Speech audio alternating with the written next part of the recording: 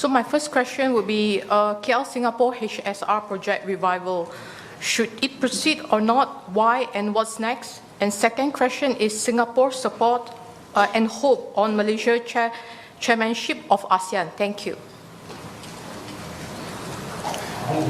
As far as the HSR is concerned, it's unfortunate we were not able to proceed with it originally, but we are open to listening to new proposals from the Malaysia side, starting from a clean slate. And so that's our position, because from our point of view, greater connectivity between our two countries is always a plus. So that's where we are. As far as ASEAN chairmanship is concerned, as I mentioned just now, Singapore fully supports Malaysia's chairmanship of ASEAN. We think it's going to be more important now than ever before for ASEAN to be strong, integrated, and united, because the greater competition we face is not amongst ourselves within ASEAN, it's outside of the region. Everyone is trying to anchor major projects now in today's world where the big economies are all talking about reshoring, onshoring, nearshoring.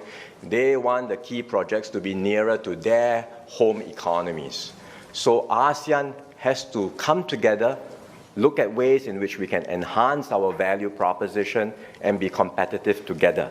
And Malaysia and Singapore can form a very important foundation for a stronger ASEAN. That's why the Johor-Singapore SEZ, the RTS, these are all critical building blocks towards more integrated ASEAN. And where ASEAN is concerned, we are talking about not just more trade and investment linkages, but infrastructure linkages, including the ASEAN power grid. These are all good projects that Singapore will support, and we hope under Malaysia's leadership, we can make good progress on these projects. Thank you. On HSR, our position is, of course, to invite the participation of the private sector, because government has its limitations. We have put the issue of poverty alleviation, flood mitigation, issue of basic infrastructure, education and public health as our priority, at least for the next 1 or 2 years.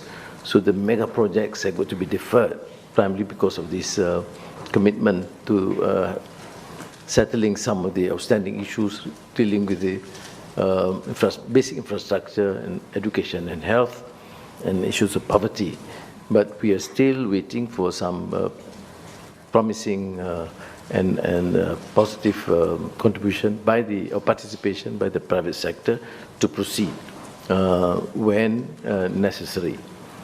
Or we will have to look at there have been some proposals, the Ministry of Transport is looking at it, but we will ensure that it can only, we have decided it will only happen if we have full participation of the private sector with very minimal government involvement.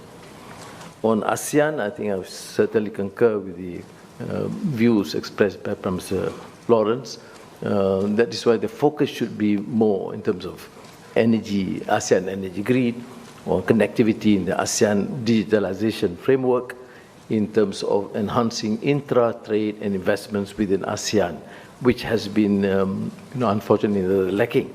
We've been successful in many areas, and I think we should commend the contributions by past leaders.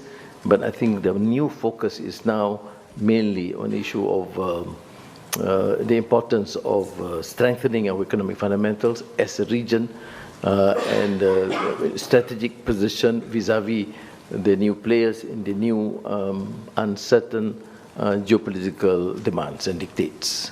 Thank you.